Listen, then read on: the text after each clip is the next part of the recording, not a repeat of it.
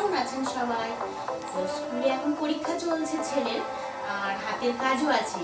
এবারেও ভাবছি একটা হাতের কাজে পোস্ট বক্স বানাবো। তো আপনাদের সঙ্গে সেটাই শেয়ার করতে চলে এলাম কিভাবে বানাচ্ছি। তো মোটামুটি একটা পেটিকে কেটে আমরা এরকম 4 ফোল্ড করে নিয়েছি।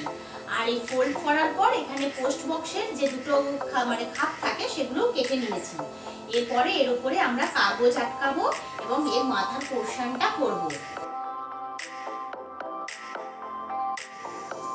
দেখুন, আগের দিন আমরা এটাকে দেখিয়েছিলাম কাটিংটা, তো আজকে আমরা এটাকে যে 4টে ফোল্ড করেছি সেটাকে ফোল্ডটাকে আমরা মুড়ে নিয়েছি, তার সঙ্গে এটাতে আমরা পুরো পেপার দিয়ে কভার করে নিয়েছি এবং এর ঢাকনা এবং যেখানে চিঠিটা ফেলা হবে সেই জায়গাগুলো আমরা ব্ল্যাক পেপার দিয়ে বর্ডার করে নিয়েছি।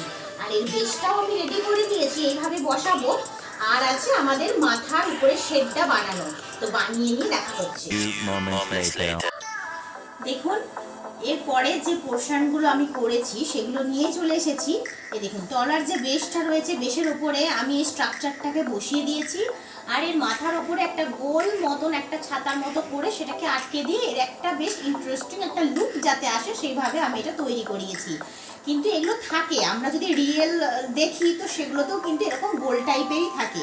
এছাড়াও দেখুন, এখানে যে পোস্ট অফিসের যে মার্কটা থাকে সেটাকে ড্র করেছি, আর তার সঙ্গে এখানে পোস্ট বক্স কথাটাও আমি লিখে দিয়েছি। তারপরে আমার তৈরি হয়ে গেছে এই যে পোস্ট বক্স রেডি। এইটা হলো তার ফাইনাল লুক। তো কেমন হয়েছে অবশ্যই কিন্তু আপনারা কমেন্ট করে জানাবেন।